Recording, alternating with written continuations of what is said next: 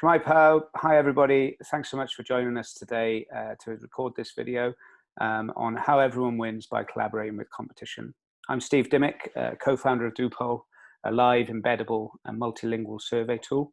And I've got with me some esteemed guests from the regional teams around Wales. I'm going to let them introduce themselves though. So yeah, from Cardiff Blues. Hi there, I'm Mike Brown, Head of Marketing and Communications. And from the Ospreys. I'm Tiffany, I'm the Social Media and Communications Officer. And great stuff. And from the Scarlets. I am Rob Lloyd, I'm Media Communications Manager with the Scarlets. Good stuff. We were hoping to have Ben Mottram, Head of Content, down at the Dragons with us.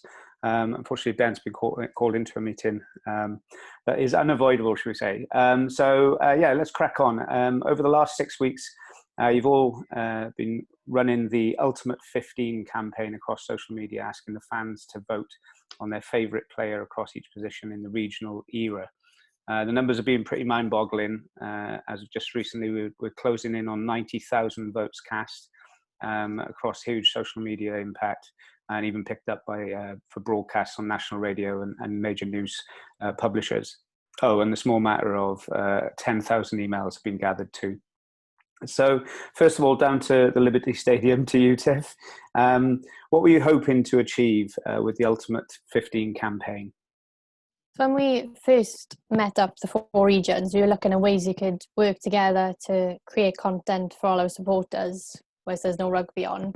So we thought the Ultimate 15 was a great way of engaging supporters, and the whole nostalgia thing of looking back past players and the current ones. And then off the back of that, we met with yourselves to look for ways we could capture data off the back of it, and but not just our own region but across the 4.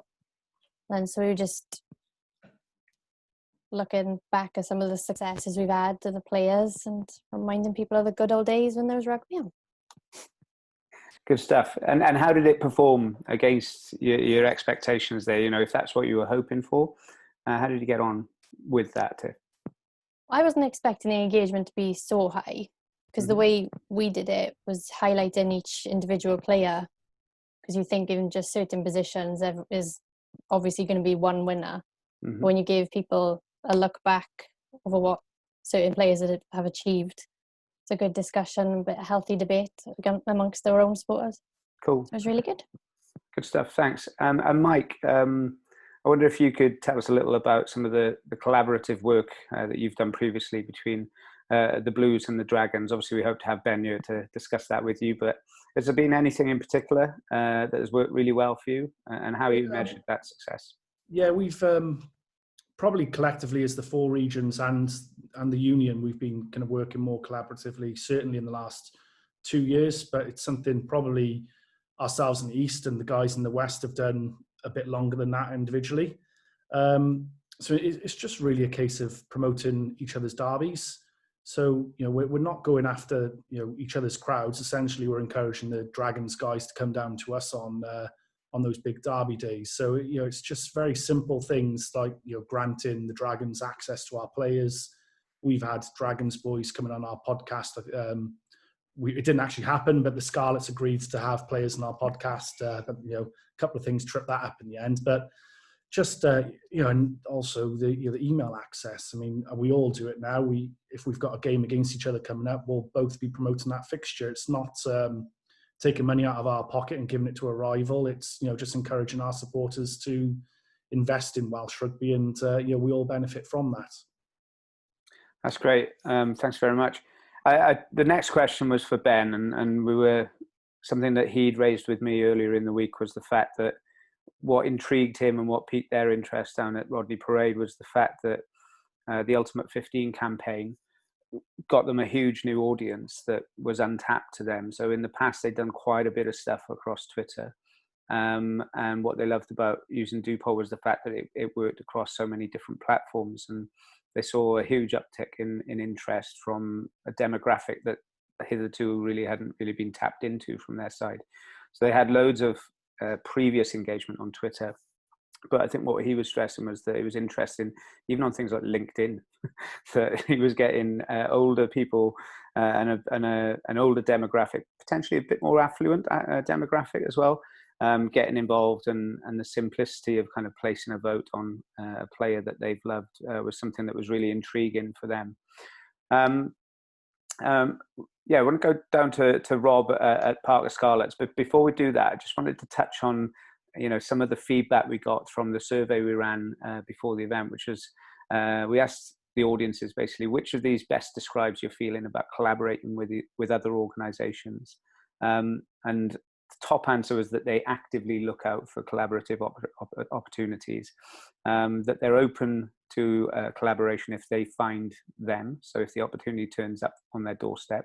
That was about 40%. But then interestingly, we had about 10% who were saying they were suspicious of collaboration opportunities. And I just wondered, Rob, from your side of things, given the experiences you've had with the Scarlets, might you be able to tell us a little about some of the successes of previous tie-ups you've run at the Scarlets? Yeah, hi Steve. Yeah, I mean, echoing what Mike said, really. I mean, in the past, perhaps there has been a little bit of caution about what's been going across the bridge, what's happening at the Liberty. Should we be telling them what we're doing? But I think in the last couple of years, and especially I think the example I'll turn to is the Champions Cup playoff of last year. It was just a case of didn't really know what was happening at the time, whether it would be in a playoff, whether or not. And in the end, we were on this collision course towards a playoff and had about a week to sell it. So, we're both small teams. It just made sense to, pool our resources basically and see if we could sell the game to both our fans. And obviously, we're in a part of the world where we've got Ospreys fans living internationally. We've got Scarlets fans living across the Lough in Ospreys region. So it just made sense. So yeah, we went down the Liberty. We had a chat about marketing strategies, seating plans, how we could help with our hospitality, our commercial partners, how we could work with them. And yeah, that collaborative approach sort of worked well. We managed to get Scarlets seated in a block behind the post at the Liberty, which I thought worked and helped the atmosphere there. And there were various other things going on with our commercial partners as well. And it all helped, which was it was a difficult sell at the time because obviously no season tickets were eligible for the match. It was the end of a long, hard season. So I think it all helped, and working together certainly just aided the both of us really in working and getting that together. Good stuff. Thanks very much. I'd like to just add on from that. Yeah. Steve. Yeah, just to add to that, I think one of the benefits as a team that you're helping promote another a rival team's fixture, you're essentially offering your support as a service. I mean, I think pretty much every example I've seen amongst ourselves, there'd be some sort of, at the very least, you're offering the early bird rate, so the cheapest possible ticket. So, from my point of view, if I was helping one of these guys promote their fixture, I'm seeing it as, I'm off, ensuring our supporters get the best possible prices and potentially sitting in their own area, so they're with some of their mates. Get it. I get it. It all adds up. I think it goes back to like some of the thinking we had beforehand around the theory of this, about working together, about competition, collaborating basically. And we pointed towards some of the stuff that we'd seen in other successful business models. I think some of the ones that came up were retail parks and car dealerships.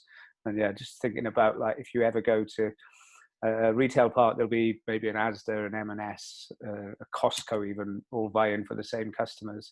And the principle of it is that ultimately people are going there to buy something, and you will all benefit if you're all in the same market, if you're all there. Or even a car dealership, if you go to a car dealership, you can bet your bottom dollar on the same road there'll be one of their competitors.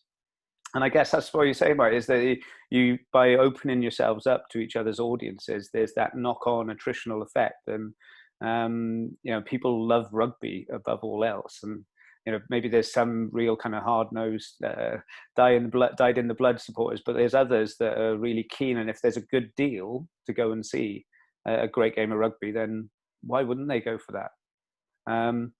So, yeah, I guess with that in mind, it made me wonder if you could tell us a little more, Mike, about the Ultimate 15 campaign. what has it done for you in terms of engaging new supporters? So people who've been out with your existing kind of database of ticket sales and season ticket holders, etc. Yeah, so like you said, I think 90,000 votes, 10,000 new email addresses across the initiative for the four regions. So I think we're probably all in the same boat, that we have decent audiences on social media, but we don't necessarily have that data, and all of our databases would be far too small to be kind of consistently selling out our stadiums. So the big challenge for us is getting that data and information on what we'd call kind of unidentifiable kind of supporters. So say we've got 80,000 followers on Twitter, probably only 10-15% of those we'd have an email address for. So it just gave us that opportunity to, on those new audiences, to try and get that data. And for ourselves, we've, last time I looked, it was between 500 and 1,000 opted in new customers. That's fantastic. That's great stuff. So straight away you can get them on a kind of onboarding journey, and you get them on your email comms, and gradually you can work them up the kind of ladder, and hopefully when rugby resumes, they'll be buying tickets. That's what we all hope, I'm sure. Okay, and does that mirror the experiences of yourselves, Rob, Tiffany? Yeah, definitely. On what we saw as well, what we found in terms of engagement, a lot of our regular social media followers were perhaps engaging more than they would normally. It's difficult to judge whether that's because obviously there's no rugby going on, but they seem to be engaging particularly with a lot of our nostalgic posts. In terms of we put up the poll about Regan King being up for the 12 jersey. We had a fan find a clip about Regan King in action all these years ago, saying, I loved him as a player, and it just prompted that debate and that engagement amongst fans saying, I remember taking my kid down to watch him play. What a great player! And that just built up the whole image of the Scarlets and the brand of the Ultimate 15 and everything else, and just got people involved. And it was a great experience. And as Mike said as well, the Golden Goose is getting those emails and getting them involved, and trying to get them on board as season ticket holders and everything like that, because we're all fighting the same battle here and trying to improve our audience and trying to get those seats filled at the stadium. So a campaign like this just helps enormously. It's great. And you, Tiffany, how were the percentages down at Liberty Stadium for the responses you got for this? Yeah, so similar to what Mike said, from the first 3 weeks, we had around 1,300 people sign up, and 50% of those were completely new to our database, and 66% of those had never bought a match ticket. Okay. So I know they can't right now, but like what Mike said, when rugby resumes, hopefully they will. And obviously, you guys being as good as you are with the comms, it's about that. It's a slow game. It's a long game, isn't it? You're not looking for that hit, quick hit. You want to build that relationship, build that affinity with the fans. And obviously it's not about just kind of getting them all to sign up for your top price season tickets. It's literally a ticket for a game, or a t-shirt or a jersey here or there, and then moving on from there. Yeah, we all work with the same kind of data marketing agency, and I'm not sure if the figure would be the same across the Regent's office, an individual one for ourselves, but for every email address opted in that you can gather, that usually figures out to be about £17 worth of value to the company long term. Okay, so that's great. I mean, so on 500, you're doing best part of 10 grand's worth of business going forward. That's fantastic. Obviously, that's a great return on investment from your side of things.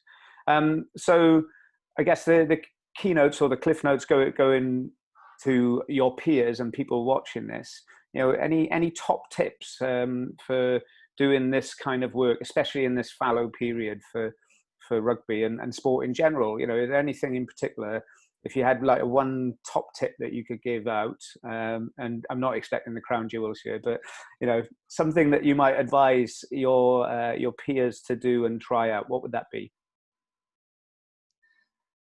From our point of view, is just don't be afraid to reach out to your rivals. Over the years, perhaps we've been rivals and not perhaps got involved together. And we've spoken about sleeping with the enemy and everything like that. But it certainly, I've enjoyed the whole process and bouncing ideas off each other, and sometimes you can get stuck in your own thought process and your own ways of doing things, and just speaking to other regions and other clubs and other sporting organisations and give you a different perspective on things. And I think certainly through this certainly has happened. Yeah, I agree. I think I always feel it's always Ospreys and Scarlets and then Dragons and Blues. But then between the four of us, you can always work better together. So it's like us and Dragons and us and Blues Scarlets. Not necessarily just the East and the West. You don't need to wait for Judgment Day, eh? Exactly. You can do more than just that one hit wonder. How about you, Mike? Top tips? Well, just following on from what the guys are saying there, I think when you're for us, competing with teams within Cardiff, I can understand there might be that kind of hesitation and reluctance, but for ourselves, we're all in pretty distinct geographical areas, and of course, sport is such an emotive subject. You're not, by us putting something out on the Scarlets database to promote a Scarlets Cardiff Blues game, that isn't going to lead to Scarlets fans putting on a Cardiff Blues jersey and cheering us on the weekend. So it's just enormous benefit to everyone. Yeah. And a lot of times it happens as well. People come to us, we end up directing them to the Blues anyway, in terms of ticket information, where they're going to be seated, where they're going to be stood, early bird prices. So in a way, that takes that away. If we are working together, then you get that, and you don't involve people saying, "Oh, look, don't come to us, go to the Blues instead." And, yeah. Okay. So, look, I think it's been really valuable. I think that's plenty for people to kind of chew over ahead of the bank holiday weekend. From our side of things, on behalf of Dupole, I want to say a massive thanks to all of you and Ben in absentia. We've loved collaborating with you. It's been really exciting for us, and watching you engage with and grow your audiences. And of course, if anyone that's watching this is intrigued by what we've done with the Ultimate 15, then certainly at Dupole, we'd love to hear from you. Otherwise, we hope you'll come back and join us next week when my co-founder Mark Thomas will be back on the live stream. He'll be with Lauren Harvey from Full Stop Accounts to discuss how to plan for business growth in tough times. Thanks so much for your time. Enjoy the long weekend. Mwynhewch y penwythnos. And thanks very much, everybody. Bye for now. Give us a wave goodbye, everybody. Cheers, Steve. Cheers all. Bye now. Bye. Cool. All good. Cheers, guys.